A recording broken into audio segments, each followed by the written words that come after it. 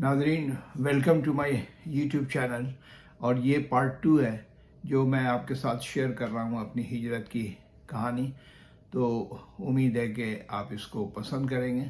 तो चलें फिर पार्ट 2 की तरफ हम चलते हैं।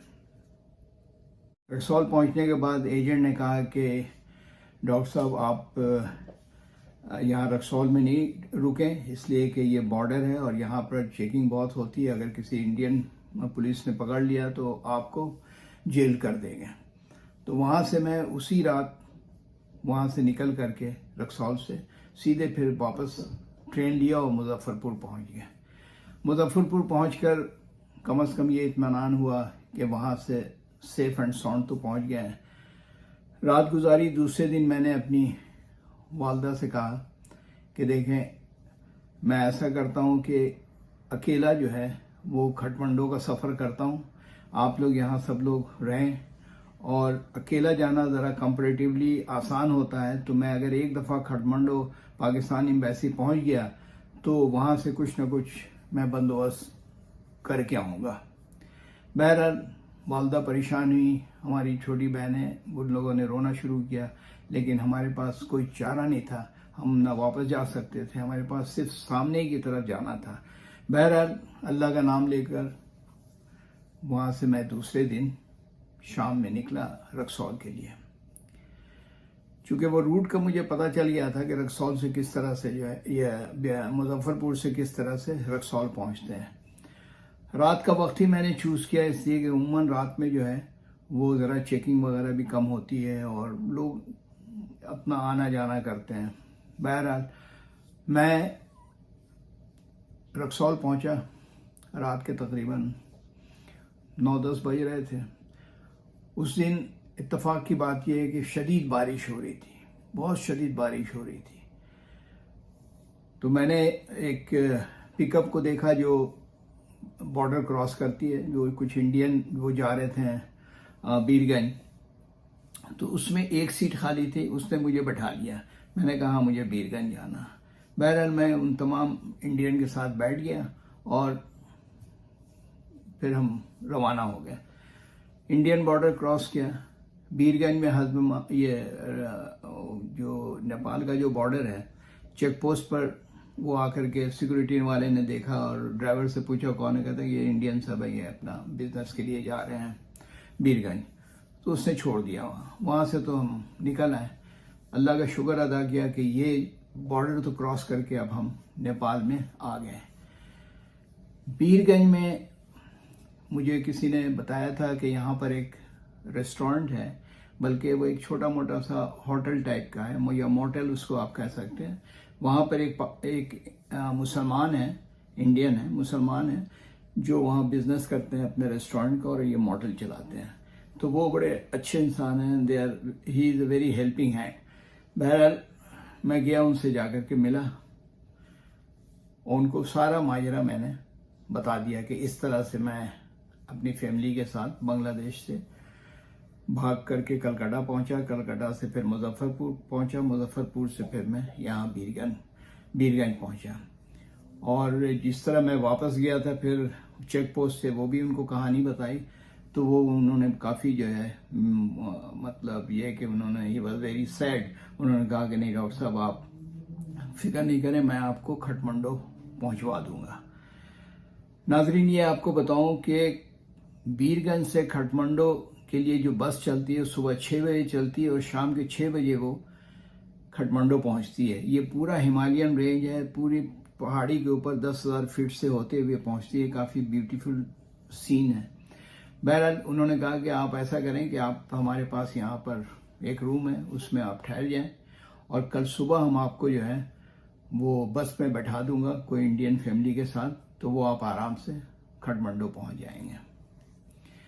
मैं अल्लाह का शुक्र अदा किया, उनका भी बड़ा शुक्र अदा किया। He was really very gentleman और बहुत ही फेवरेबल मुझे जो है ना हर चीज़ बताया कि आप ठीक है, आप डोंट वरी, आपको जाना खटमंडो तो वो इंशाल्लाह सब कुछ हो जाएगा। बहरहाल सुबह 6 बजे उन्होंने मुझे नाश्ता वाश्ता कराया। उसके बाद खुद लेकर के बस स्टैंड पर आए और आने के बाद बस तैयार थी खटमंडो जाने के लिए। तो एक इंडियन फैमिली थी, उनको इन्होंने बताया कि भाई ये हमारा بندہ ہے، تو یہ آپ لوگوں کے ساتھ جو ہے کھٹمنڈو جائیں تو آپ ان کا خیال رکھیں. تو ان لوگوں نے بڑا اچھا ویلکم کیا، انہوں نے کہا کہ ٹھیک ہے. تو ان کے ساتھ پھر ہم بس پر سب بیٹھ گئے. باقی اور لوگ بھی تھے. وہاں سے ہمارا سفر شروع ہوتا ہے بیر گنج سے کھٹمنڈو کے لیے. بالکل صحیح اس سیکورٹی گارڈ نے کہا تھا کہ تقریباً 10 چیک پوسٹ ملے راستے میں، اور اس چیک پوسٹ کے پر آ کر وہ سیکورٹی گارڈ، پولیس گارڈ جو ہے وہ آتا تھا اور آ کر کے یہ پوچھتا تھا اس میں کوئی پاکستانی تو نہیں ہے، اس میں کوئی پاکستانی تو نہیں ہے. تو ادھر ڈرائیور بھی اور سب لوگ کہتے تھے یہاں پاکستانی ہے، سب انڈین ہے اور کھٹمنڈو جا رہے ہیں. تو وہ وہاں سے اس طرح سے ہم پہلا چیک پوسٹ، دوسرا، تیسرا، چوتھا، اس طرح سے کرتے کرتے ہم چیک پوسٹ سارا کلیئر کیا، اور شام کے 6 بجے ہم کھٹمنڈو پہنچتے ہیں. کھٹمنڈو پہنچنے کے بعد ظاہر سی بات ہے کہ آئی واز ہیپی کہ کم از کم کھٹمنڈو تو پہنچے ہیں. کھٹمنڈو پہنچنے کے بعد جو ہے میں نے ایک ماڈریٹ سا ہوٹل لیا وہاں کہ رات گزارنا تھا. دوسرے دن ہمیں ایمبیسی میں جانا تھا رپورٹ کرنے. تو میں نے 2 نائٹس کے لیے وہ ہوٹل لیا اور فریش اپ ہو کر کے رات کا کھانا وانا کھا کر کے سو گئے. صبح میں اٹھتے ہیں، اس کے بعد جو ہے ٹیکسی لی اور وہاں سے سیدھے پاکستان ایمبیسی پہنچے.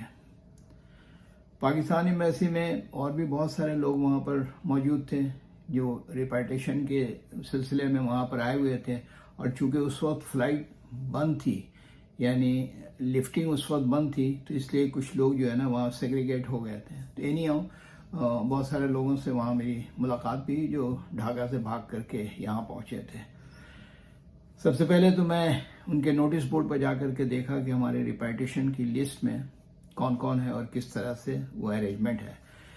تو وہاں دیکھا کہ ہماری والدہ کا نام ہے اور ہم تمام لوگوں کا اس میں نام ہے کہ they are Pakistani, general Pakistani, اور ان کو جو ہے یہاں سے ریپیٹیشن پاکستان کے لیے کر دیا جائے.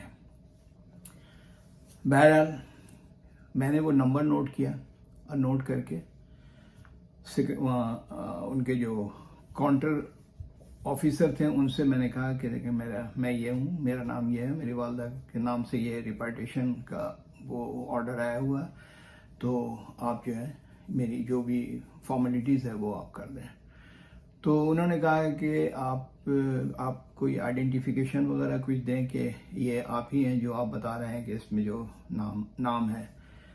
تو میں نے ان کو کہا کہ دیکھیں میں بنگلہ دیش سے بھاگ کر کے نکلا ہوں، اپنے ساتھ کوئی میں آئیڈینٹیفیکیشن تو نہیں رکھ سکتا تھا، جس سے کہ مجھے کلکتہ آنا تھا.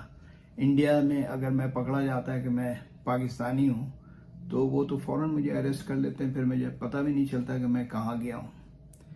تو اس لیے میں نے تو اپنے ساتھ کچھ بھی نہیں لایا ہے، بس یہ ہے کہ ٹرسٹ ہے تو بس اسی کے اوپر. انہوں نے کہا نہیں ہمیں تو آئیڈینٹیفیکیشن کی ضرورت ہے، ان ایمبیسڈر سے مل لیں آپ. تو میں نے کہا ٹھیک ہے میں اوپر آپ مجھے بھیج دیں. تو وہاں اس نے مجھے بھیج دیا. میں گیا اس وقت ایمبیسڈر صاحب کے پاس ملا، بتایا اپنا نام بتایا اور بتایا کہ میں یہ اس پرابلم کے ساتھ یہاں پر پہنچا ہوں. تو انہوں نے بھی یہی کہا کہ ڈاکٹر صاحب آپ کوئی بھی آپ کے پاس آئیڈینٹیفیکیشن نہیں ہے تاکہ میرا جو ہے وہ آفیشیل وہ جو پیپر جو میں تیار کروں تو اس میں وہ ذرا سپورٹ ہو جائے. تو پھر ان کو میں نے بتایا کہ دیکھیں میں بھاگ کر کے اپنی فیملی کو لے کر جس پریشانیوں میں وہاں سے نکلا ہوں بنگلہ دیش سے، کس طرح کلکتہ پہنچا اور پھر کلکتہ سے کس طرح مظفر پور پہنچا، تو میں اپنے ساتھ تو کوئی آئیڈینٹیفیکیشن رکھ ہی نہیں سکتا تھا. میرے پاس جتنے بھی ڈاکومنٹس، جتنی بھی چیزیں تھیں وہ سب میں نے ڈھاکہ سے وہاں کراچی بھیجوا دیا تھا. بہرحال اللہ جب راضی ہو جاتا ہے کسی کام کے کرانے میں تو وہ کچھ نہ کچھ بہانہ، کچھ نہ کچھ وہ نکلتا جاتا ہے.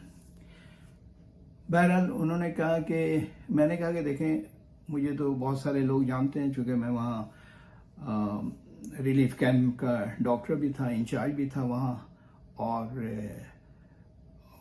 کچھ ڈاکٹروں کو بھی میں جانتا ہوں.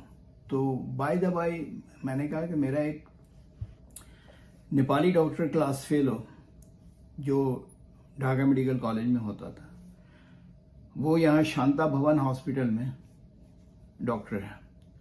تو جب میں نے یہ نام لیا اس کا کہ ڈاکٹر سلیم جو ہے وہ شانتا بھون ہاسپٹل میں پریکٹس کر رہا ہے, جاب کر رہا ہے یہاں پر, تو وہ بڑے خوش ہوئے. انہوں نے کہا یار وہ ڈاکٹر سلیم تو میرا جو ہے نا فیملی ڈاکٹر ہے.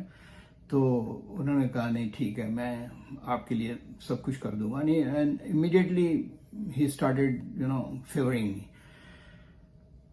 بہرحال انہوں نے کہا ڈونٹ وری ڈاکٹر, میں ابھی آپ کے لیے سب کچھ کر دیتا ہوں. آپ ایسا کریں کہ یہ فارم ہے اس کو آپ فل اپ کریں اور آپ جا کر کے اپنی 4 فوٹوگرافس مجھے لا کر کے دیں.